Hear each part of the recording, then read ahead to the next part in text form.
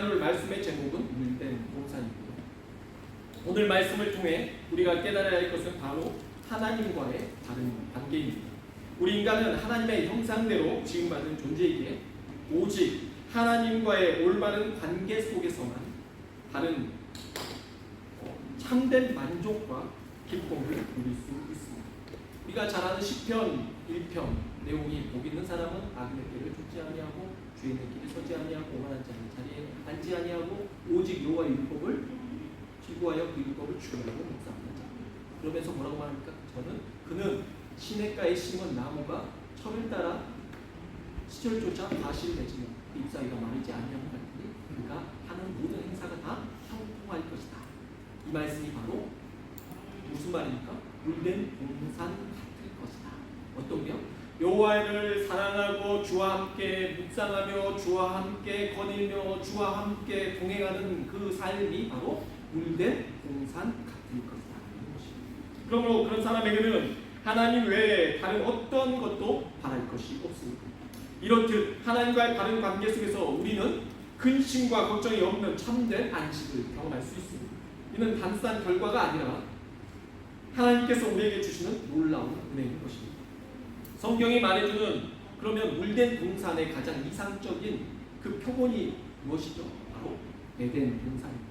창세기에 우리가 하나님께서 1장에서 천지를 다 창조하신 후에 2장에서 하나님께서 비로소 사람을 창조하시고 그 사람을 에덴 동산에 두셨습니다. 그 에덴 동산은 어떠한 곳이냐면 물이 넉넉한 곳이다라고 나옵니다. 창세기 2장 10절로부터 14절에 이렇게 나옵니다. 강이 에덴에서 흘러나와 동산을 적시고 거기서부터 갈라져 내 근원이 되었으니 첫째의 이름은 비손이라 금이 있는 하일라 온 땅을 둘렀으며 그 땅의 금은 순금이요 그곳에는 베델리엄과 호마노도 있으며 둘째 강의 이름은 기온이라 구스 온 땅을 둘렀고 셋째 강의 이름은 히데겔이라 아수르 동쪽으로 흘렀으며 넷째 강은 유브라 되더라. 그래서 네 개의 강이 흐르고 있는 거죠. 하나님께서 천지를 창조하시고 에덴에 사람들을 두셨는데 그 에덴에 사람들이 사는 그 곳이 에덴 동산이라고 우리 생각하고 있어요.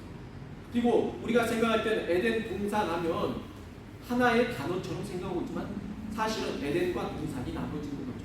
오늘 우리가 2장 10절에 창세기 2장 10절을 보면 강이 에덴에서 흘러나와 동산을 적시고 그러니까 에덴에서부터 강이 흘러나와서 동산을 적시는 형국인 겁니다. 그러니까 동산에 그냥 물이 항상 있는 게 아니고 에덴으로부터 물이 흘러나온다는 거죠. 그러면 우리가 알다시피 용천수처럼 어딘가에서부터 물이 근원이 있다는 겁니다. 하늘에서 비가 내립니다. 그러면 강줄기가 굵어지죠. 그러나 비가 내린 걸로만 계속 물이 흐른다면 비가 안 내릴 때면 강물은 흐르지 않아야 하지 않습니다. 그런데 비가 오지 않을 때에도 강물은 흘러내립니다. 그러면 도대체 그 강물의 시작점이 어디냐면 강물은 어디로부터 시작되는 걸까요? 성경이 말해주고 있습니다. 에덴으로부터 물이 흘러나와 강이 시작되었고 그 강이 네 개의 강으로 흘러갔다라고 말합니다. 그러니까 이 에덴 동산 중앙에는 무엇이냐면 생명나무와 그리고 우리가 잘 아는 선악을 알게 하는 나무가 있습니다. 에덴 동산 중앙에 있다는 거죠. 그러면 에덴 동산 중앙에는 생명나무와 선악을 알게 하는 나무가 있으니까 이 나무들로 인해서 물이 나오겠습니까? 그렇지 않겠죠. 이 나무들이 동산 중앙에 있지만 사실은 물이 시작되는 시작점은 바로 에덴이라는 겁니다. 그러면 에덴의 그 근원은 무엇일까요? 바로 하나님이신 것입니다. 그러니 하나님으로부터 물이 시작되는 것이죠. 하나님으로부터 물줄기가 시작되는 것입니다. 그것을 바로 에덴 동산이라고 합니다. 그러니까 이 동산이 만약 에덴으로부터 물이 흘러나오지 않으면 이 동산은 동산이 아닌 것입니다. 그 동산을 적셨다라고 나오고 그럼 물이 에덴으로부터 흘러나와서 동산을 적셨다라는 것은 그만큼 촉촉하게 젖어있는 상태가 아니겠습니까? 물이 많고 풍요롭다는 거 아니겠습니까? 우리가 시냇가에 심은 나무가 철을 따라 과실을 맺으며 그 잎사귀가 마르지 아니함 같다. 바로 물된 동산과 부족할 것이 없다. 이게 바로 에덴 동산인 것입니다. 그러니 에덴 동산이라고 말하면 우리가 알아야 될 것은 넉넉하다, 적셔져 있다. 동산이 적셔져 있다. 에덴으로부터 흘러나온 그 물로 적셔져 있다. 무엇을 말합니까? 풍요로움, 아름다움을 말합니다. 부족할 것이 없다. 충만하다. 그러니 우리가 물된 동산 같겠고라는 말은 물이 넉넉하여서 동산에 적셔져 있는 모습인 것입니다. 그러니 에덴 동산은 바로 어떤 곳입니까? 하나님으로 인하여서 부족할 것이 없는 아름다운 곳입니다. 촉촉하게 젖어 있는 상태인 것입니다. 자, 우리가 영적으로 기도가 잘 안 되고 하나님과 멀어져 있을 때는 우리가 무엇이라고 표현합니까? 내 영혼이 말라 있다. 내 심령이 메말라 있다. 내 마음이 갈급하다. 이런 표현을 씁니다. 그러니 우리가 말 그대로 하나님 앞에 은혜롭고 풍요롭고 성령의 충만함을 입어서 살고 있다라고 표현할 때는 무엇이겠습니까? 바로 우리 안에 물이 넉넉한, 성령이 충만한, 동산에 물이 적셔져 있는 이러한 것을 말합니다. 에덴 동산이 동산될 수 있는 것은 하나님으로 인해서 에덴 동산이 촉촉하게 적셔져 있는 것입니다. 그러니 사랑하는 성도 여러분, 여러분이 아름답고 정말 넉넉한 삶을 살고 난다면 하나님과 함께 있는 것이 에덴 동산인 줄 믿으시기 바랍니다. 아담과 하와가 에덴 동산으로부터 추방당했습니다. 왜 그렇습니까? 아담과 하와가 하나님께로부터 멀어졌다는 게 그 증거인 것입니다. 그들이 에덴 동산에 있었다는 건 무엇을 의미합니까? 그들이 하나님과 늘 동행했다라는 것입니다. 그렇기 때문에 그게 바로 물된 동산이 사는 것입니다. 성경에 에녹이라는 사람이 나옵니다. 에녹이라는 사람은 늘 주님과 함께 동행했더라라고 나옵니다. 그러더니 그가 그대로 산채로 그대로 하나님께 부름받아서 올라가죠. 그게 무슨 표현입니까? 엘리야라는 사람도 마찬가지입니다. 그가 기도할 때 산에서 산으로 불이 떨어지고 제단 위에 불이 떨어지고 그가 기도하면 3년 6개월 동안 비가 안 내리지 않다가 또 비가 내리고 이런 성령 충만한 사람. 그 다음 성령 충만하다 우리가 말할 때 어떤 것을 의미하죠? 바로 우리가 성령 충만한 건 여러분이 무슨 성령의 뭐 불을 받아가지고 여러분이 막 뜨거운 것을 말하는 게 아닙니다. 바로 하나님과 여러분이 가까이 지내는 삶, 하나님과 친근한 삶, 이게 바로 성령 충만한 삶인 것을 잊지 마시기 바랍니다. 그게 바로 물된 동산 같은 삶입니다. 이사야서 58장 11절에서 이사야 선지자는 이렇게 말합니다. 여호와가 너를 항상 인도하여 메마른 곳에서도 내 영혼을 만족하게 하며 내 뼈를 견고하게 하리니 너는 물된 동산 같겠고 물이 끊어지지 아니하는 샘 같을 것이다. 우리가 아는 찬양 물된 동산이라는 찬양이죠. 주님 너를 항상 인도하시리 메마른 땅에서도 너를 만족시키리. 그래서 뭐라고 말합니까? 너는 물된 동산 같겠고 마르지 아니하는 샘 같다. 이게 바로 이사야 선지자가 말하는 것이죠. 근데 여호와가 너를 항상 인도하여 메마른 곳에서도 내 영혼을 만족하게 하며 내 뼈를 견고하게 하리니 그래서 너는 물된 동산 같겠고 물이 끊어지지 아니하는 샘 같을 것이다. 그러니까 우리가 물된 동산 같겠고 물이 끊어지지 아니하는 샘 같을 것이다. 왜요? 여호와가 너를 항상 인도하여 메마른 곳에서도 내 영혼을 만족하게 하시기 때문에 너가 물된 동산 같다. 늘 우리 샘솟는 그 생수의 강가 같다 라고 표현하는 것입니다. 무엇이 중요한 겁니까? 그러니까 여러분 하나님 여호와와 동행하고 살아가는 것입니다.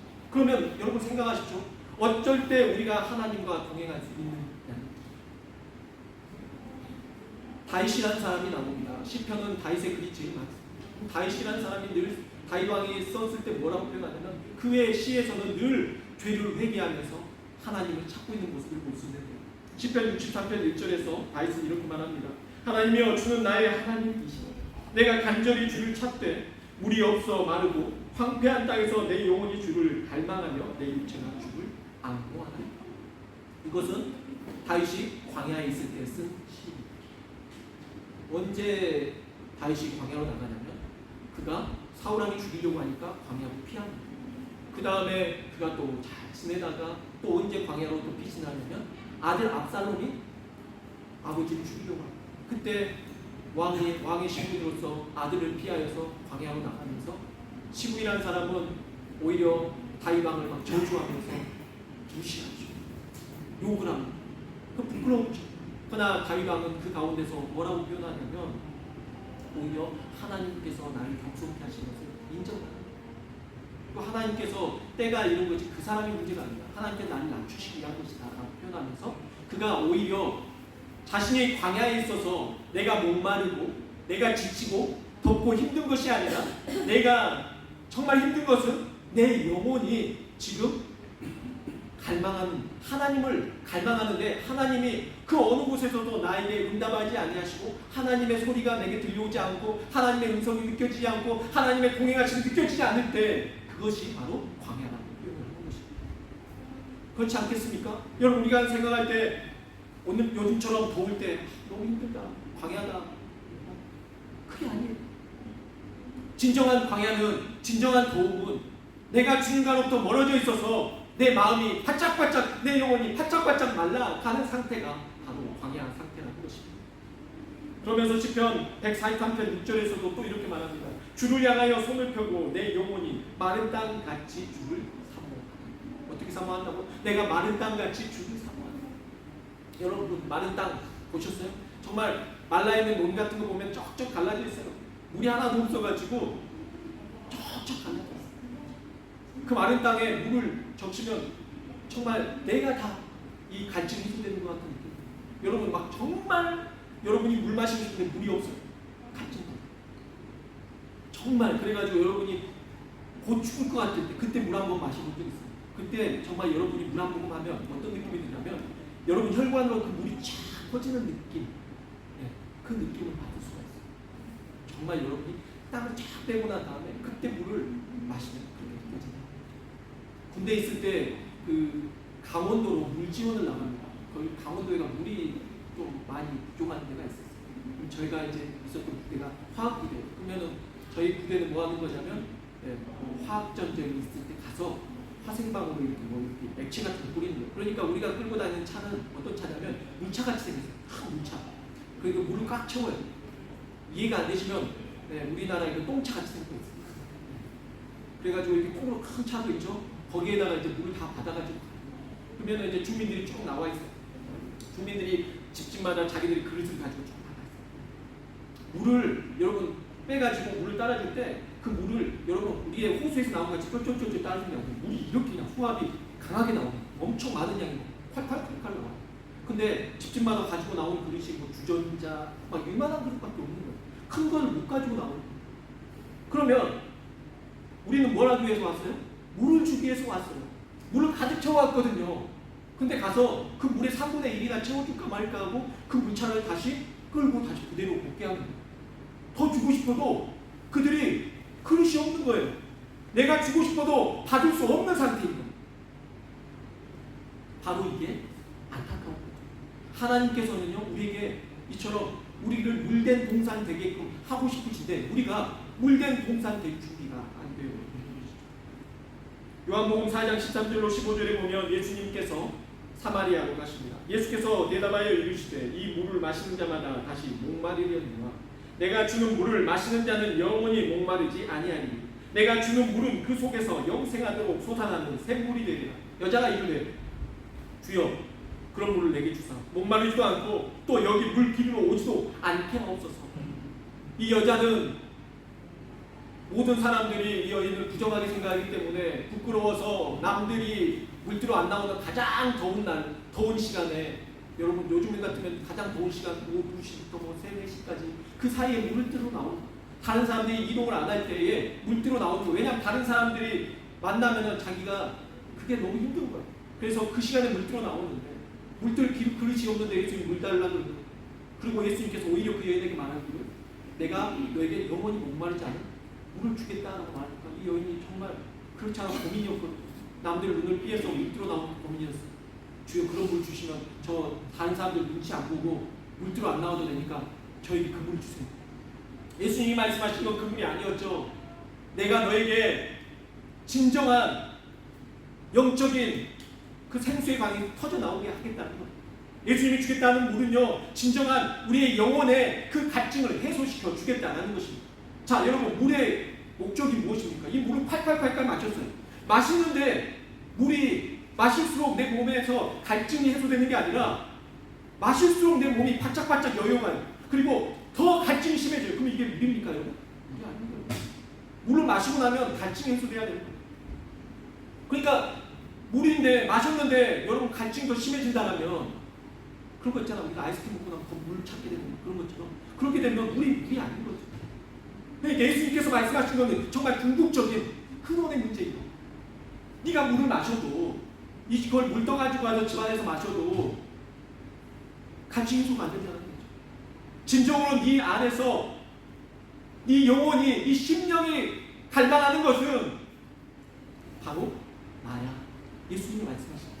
나를, 그래서 네가 믿기만 하면 네 안에서 정말 영원히 목마르지 않는 이 샘물이 솟아날 것이다.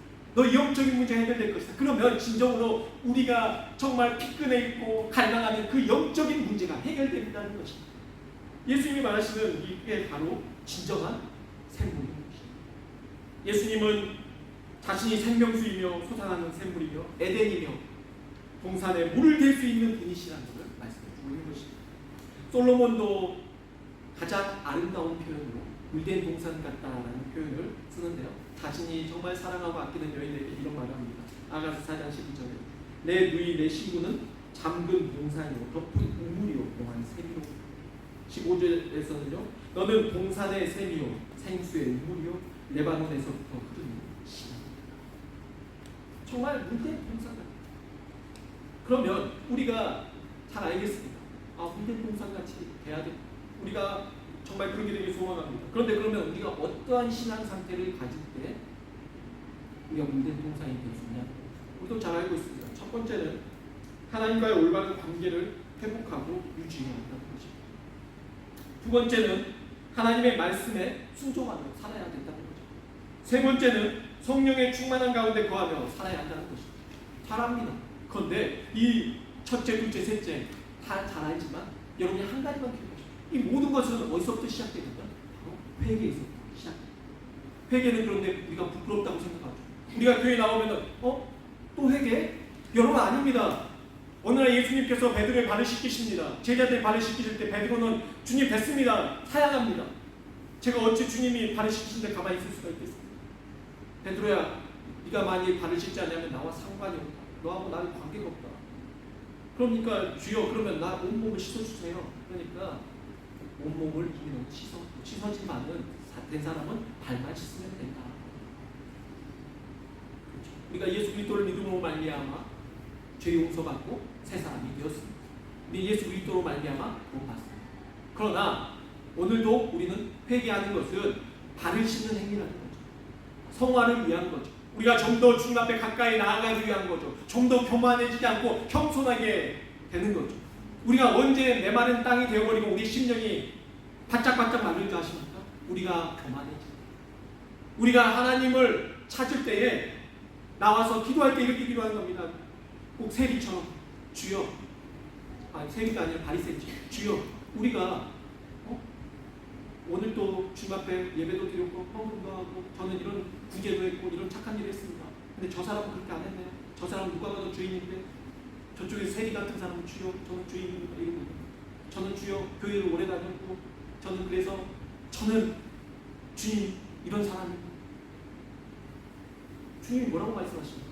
너야말로 바로 바짝 말라있는 물이 하나도 없고 메말라버린 마른 땅과 같다라고 말씀하십니다. 근데 오히려 세리 같은 사람을 주님은 물된 동산 같게 만드시기를 바라시는 것입니다. 근데 우리가 물된 동산이 되기를 바란다면 어떠한 마음을 가져야 됩니까? 주님 앞에 겸손하며 회개하는 마음을 가져야 된다는 것입니다. 그래서 물된 동산이 되는 시작점은 바로 회개하는 것입니다. 오늘 보면 15절 말씀 보시죠. 라마에서 슬퍼하며 통곡하는 소리가 들리니 라헬이 그 자식 때문에 애곡하는 것입니다. 그가 자식이 없어져서 위로받기를 거절하는 것. 이 말씀은 예수님이 탄생하신 이후에 이 말씀이 성취가 됩니다. 바로 무엇입니까? 헤롯이 동방박사에게 너희 그가 메시아를 찾거든 나에게 알려주라고 나도 가서 경배하겠다. 동방박사가 천사가 알려준 대로 해서 다른 길로 갔죠. 그러니까 헤롯이 바로 이 말씀 에레미야서 오늘 본문 말씀 15절에 나온 이 말씀을 그대로 다 애들 예수님 당시부터 2살 아래의 모든 아이들을 다 죽여버린 거예요. 우리나라로 따지면 3살까지 그냥 다 애들 죽여버린 거예요. 왜요? 그때 이제 그로 인하여서 많은 사람들이 회개하게 되는 거죠. 더 주님을 찾게 되는 거죠. 더 슬피 우는 거죠. 15절부터 22절까지 오늘 본문 내용은 이스라엘 백성들이 회개하고 있는 모습을 주님께서 찾고 살펴주고 계심을 보여줍니다. 16절 말씀입니다. 내 울음소리와 내 눈물을 멈추어 내 일에 삭슬을 받을 것인지 그들이 그의 대적의 땅에서 돌아오고 울고 있다는 거죠. 진정으로 회개의 눈물을 받으시겠다는 것입니다. 17절 말씀 보시죠. 너의 장래에 소망이 있을 것이라 너의 자녀가 그 자기들의 지경으로 돌아오고 장래가 있을 것이다. 미래가 있을 것이라는 것입니다. 언제요? 회개할 때. 18절에서는 에브라임이 스스로 탄식함을 내가 분명히 들었노니 뭘 보고 계시다는 거예요? 스스로 탄식함에 회개하는 모습을 찾고 계신다는 것입니다. 19절 말씀 보시죠. 그들의 회개가 그냥 형식적인 회개가 아니라 분명히 태도가 바뀌었음을 보여줍니다. 내가 돌이킨 후에 뉘우쳤고 내가 교훈을 받은 후에 내 볼기를 쳤사오니 이는 어렸을 때의 지옥을 짐으로 부끄럽고 욕됨이니이다. 우리가 정말 잘못했다고 생각할 때 우리 입도 때리기도 하고 뺨을 때리기도 하면서 내가 왜 그랬지 이런 것처럼 이렇게 회개한다는 거죠. 또 우리가 말씀 20절 말씀 보시죠. 에브라임은 나의 사랑하는 아들 기뻐하는 자식이 아니냐. 내가 그를 책망하여 말할 때마다 깊이 생각하노라. 그러므로 그를 위하여 내 창자가 들끓으니 내가 반드시 그를 불쌍히 여기리라. 여호와의 말씀입니다. 누가 더 찾으십니까? 우리가 더 물된 동상 같기를 바라는 게 아니라 아버지 하나님께서 우리를 향해서 더 간절하다는 거예요. 수련회 때 여름 수련회 때 갔어요. 얘들이 수련회를 여름에 데리고 왔는데 은혜 받아야 되는데 그냥 그 단체 수련회 여기 교회 저기 교회 다 와가지고 함께 모여서 하는 수련회. 우리 교회 애들이 남자애들 좀 잘생겼었어요. 그러니까 막 여자애들 와가지고 저를 찾아와요. 이렇게 남자애들은 누가 저한테 와가지고 쪽지를 내밀고 저한테 준 줄 알았어요. 처음에 내가 감동받았어요. 저 애한테 좀 전해주라고. 저 오빠한테 가서 전도사님 저 오빠한테 좀 전해주세요. 얘네들이 저녁에 은혜 받을 생각 안 하고 남자애들이 막 저녁에 덤블링 하고 막 얘들 여자애들 보라고 얘네들이 뭐 쇼하고 여자애들 막 좋아. 자기들이 뭐 스타가 된 줄 알고. 막 진짜 그렇게 있는데 얘네들이 은혜 받을 생각 안 하고 너무 답답한 거예요. 저녁에 다 불러 모았습니다. 그리고 이 물을 뚜껑을 열고 위에서 아래로 다 부었습니다. 바닥에다 그냥 부었어요. 방바닥에는 다 부었어요. 놀래죠. 오늘 하나님께서 너희에게 은혜를 주시고자 이렇게 하는 거예요. 이렇게 은혜의 물줄기 위에서 부어주는데 너희들이 받을 생각 안 하고 바닥에 다 물이 다 흘러서 이렇게 되는 거예요.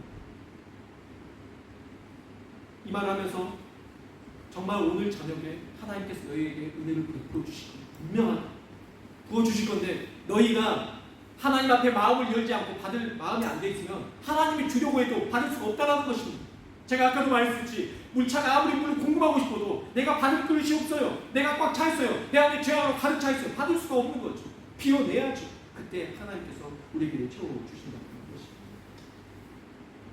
21절 말씀 보시죠. 처녀 이스라엘아 너희 이종표를 세우며 너희 평만을 만들고 큰 길 곧 내가 전에 가던 길을 마음에 들어 돌아오라 내 성들로 돌아오라. 이게 아버지 마음. 무슨 마음입니까? 돌아오라 돌아오라 내게로 돌아오라. 내가 너희 줄게. 너를 물된 동산 되게 하고 싶어. 돌아와라. 이게 아버지 마음. 창자가 들끓듯이 하나님께서 여러분을 향한 그 간절함이 얼마나 큰지 내가 너에게 은혜 주고 싶어. 하나님 요즘같이 여름에 너무 무기력합니다. 너무 지쳐있어요. 기도도 안 돼요. 예배도 안 돼요. 모든 게 짜증만 나고 너무 힘이 들어요. 주님 말씀하십니다. 네가 내 앞에 더욱더 간절히 회개하면 다가오고 내가 너에게 부어줄게. 여러분 회개는 죄가 차고 막 넘쳐가지고 누가 들을까봐 무서워서 못하는 게 아니라 부끄러움이 아닙니다. 우리가 회개하는 것은 죄를 우리가 알고 있는 죄뿐만이 아니라 우리가 모르고 있는 죄까지도 회개함으로 인해서 우리 마음이 소프트해집니다. 부드러워지는 것. 그걸 통해서 우리가 주님을 만나게 되는 거예요. 그 마음 자세를 통하여 우리가 하나님 앞에 은혜 받을 준비가 되는 것입니다.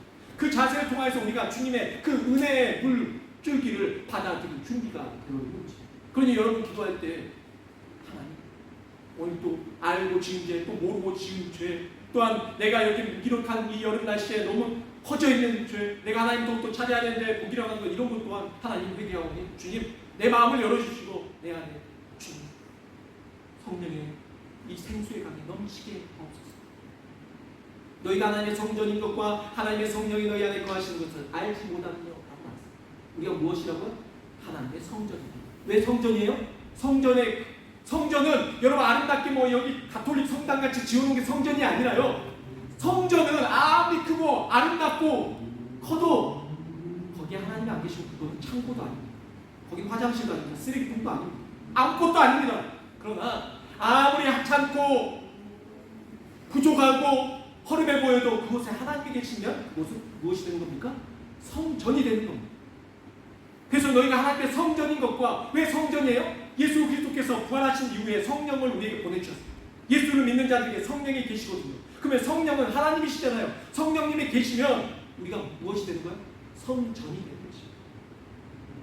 에스겔서에서 그래서 이렇게 나옵니다. 에스겔의 환상에서 에스겔이 꿈을 꾸니까 성전 문지방에서 물이 조금씩 올라와요. 그러더니 그 물이 발목까지 적셔져요. 그렇지만 움직일 수 있거든요. 근데 이 물이 허리까지 차니까 내 몸이 좀 내 마음대로 안 움직여져요. 근데 이 물이 나중에 어깨 그리고 머리까지 차고 넘치게 됩니다. 그러니까 내 의지와 상관없이 물이 흐르는 대로 내 몸이 흘러갑니다. 그러면서 이 물이 어디까지 차냐면 엔게디부터 에데글라이까지 흘러가는 물이 돼요. 이 물이 어디서부터 나와요? 성령인데 이 물이 바로 성전에서부터 나온다는 것입니다. 그러니 어디에서부터 여러분 생수의 강이 흘러 넘쳐요? 여러분의 안에서 생수의 강이 흘러 넘치게 되는 것입니다. 그러니 여러분이 물된 동산같이 되기 위해서는 여러분 안에 성전에서 문지방에서 물이 올라와야 되잖아요. 여러분의 성전에서 물이 올라와야 되잖아요. 이 물이 어떻게 시작되냐면요. 이 물이 바로 회개할 때 우리 안에서 회개할 때 우리가 주님을 찾을 때에 이 우리 성전의 문지방에서 물이 나오기 시작해서 이 물이 어떻게 된다고요?